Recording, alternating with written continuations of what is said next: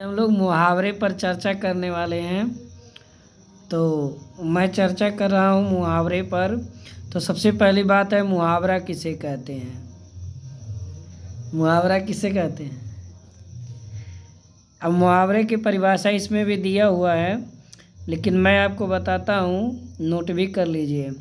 ऐसा वाक्यांश जो अपने सामान्य अर्थ को छोड़कर एक विशेष अर्थ को व्यक्त करे उसे मुहावरा कहते हैं। और यहाँ पर आप देखेंगे मुहावरा और लोकोक्ति में कुछ अंतर है। मुहावरा स्वतंत्र वाक्य नहीं होता है, जबकि लोकोक्ति का प्रयोग अधिकांशतः स्वतंत्र रूप में किया जाता है। मुहावरे में काल, लिंग तथा वचन के अनुसार परिवर्तन किया जाता है। लोकोक्ति का प्रयोग कभी कभी विशेषण के रूप में किया जाता है। दोनों ही भाषा को सरल, सजीव तथा प्रभावशाली बनाते हैं। यानी दोनों के द्वारा भाषा हमारी जो है प्रभावशाली हो जाती है और उसमें सजीवता आ जाती है और वो रस से पूर्ण हो जाते हैं। अब हम लोग यहाँ कुछ मुहावरों का अध्ययन करेंगे। जैसे अंधे की लाठी, याद भी होगा, एकमात्र सहारा होना। अब एकमात्र सहारा कोई ज़रूरी नहीं है कि यही आप लिखिए। आप कह सकते हैं मेरी साइकिल मेरे लिए अंधे की लाठी है, मेरी गाड़ी मेरे लिए अंधे की लाठी है। यानी एकमात्र सहारा जिससे आपको मिले उसे आप यह वर्ड दे सकते हैं। या कह सकते हो मैं अपने दादी के लिए अंधे की लाठी हूँ। आँख से ओझल होना, गायब होना। आँख से ओझल होना क्या हो जाएगा? गायब होना। देखते देखते चोर आँख से ओझल हो गया। गायब हो जाता है। घड़ों पानी पर पड़ना, यानी घड़ों पानी पड़ना माने लज्जित होना। अर्थ यहाँ लिखा हुआ है। इससे आप सब अपनी तैयारी कर सकते हैं, रिवाइज भी कर सकते हैं। तो घड़ों पानी पड़ना का मतलब लज्जित होना। जैसे कोई घड़ा बनाया है, उस पर पानी पड़ जाए तो वह बेचारा ज़रूर शर्मिंदित हो जाएगा, उसको पीड़ा होगी। तो इस तरह से एक भाव डिपेंड है कि घड़ों पानी पड़ना माने लज्जित हो जाना। अब आप कह सकते हो मेरी कमियां पकड़ी जाने पर मेरे ऊपर घड़ों पानी पड़ गया। तो अपने तरफ से आप वाक्य प्रयोग बना सकते हैं। फिर है अगला, कोल्हू का बैल होना।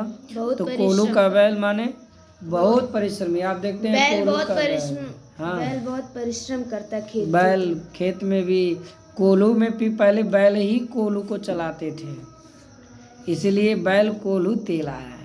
सरसों का जो होता नहीं था तेल निकाला जाता था, तो उसमें मशीन होती थी, पेराई उसकी होती थी, बैल चलते थे और वो उसमें खली निकलता था, तेल अलग जाता, जैसे गन्ना होता है ऐसे। तो कोल्हू का जो बैल होता है वो मेहनत करता है, इसलिए इसका अर्थ ही समझेंगे बहुत परिश्रमी। अपना राग अलापना माने अपनी बात ही मानना, यानी अपनी ही बात कहना। यहाँ देखिए अपना राग अलापना, अपना शब्द आया है तो इसे समझ जाएंगे कि अपनी ही बात कहना। गीदड़ भाव की, गीदड़ देखते हैं, गीदड़ के अंदर कोई दम नहीं होता, खाली डरवाता है, तो बेकार की धमकी। अंग अंग ढीला होना, जब आप कोई कार्य करते हैं तो बहुत थक जाते हैं, तो वही है अंग अंग ढीला होना, बहुत थक जाना। बात का धनी होना, वादे का पक्का होना, यानी कहते हैं ना वो बात के बहुत धनी है, यानी जो कहते हैं वो करते हैं। अगला हम लोग का है अक्ल का दुश्मन। अक्ल का जो दुश्मन है मतलब बुद्धि का दुश्मन, बुद्धि का जो विरोध करेगा वो मूर्ख है, इसलिए मूर्ख हो गया। अक्ल के घोड़े दौड़ाना, यानी अक्ल के घोड़े, घोड़ा बहुत तेज दौड़ता ही है, तो जिसका अक्ल दौड़ेगा उसका मतलब बुद्धि विवेकवान है, यानी सोच विचार के वह उपाय ढूंढता है। और अक्ल पर पत्थर पड़ना माने बुद्धि खत्म हो गई, नष्ट हो गई। अगर मगर करना माने टाल मटोल करना। बहुत से लोग होते हैं अगल मगल करते हैं। और गुड़ गोबर होना, जैसे कभी कभी आप कोई काम किए, सब बना बनाया बिगड़ गया, तो उसे क्या कहते हैं? गुड़ गोबर हो गया, बात बिगड़ गई। अपना सा मुँह लेकर रह जाना, यानी खिसिया जाना, शर्मिंदा होना। और छाती पर मूंग डालना, आप किसी के जो है सीने पर दबाव देंगे तो उसको दुखे होगा ना, यानी यहाँ जानबूझकर कष्ट देना, बहुत पीड़ित करना। हक्का बक्का रह जाना, हैरान हो जाना।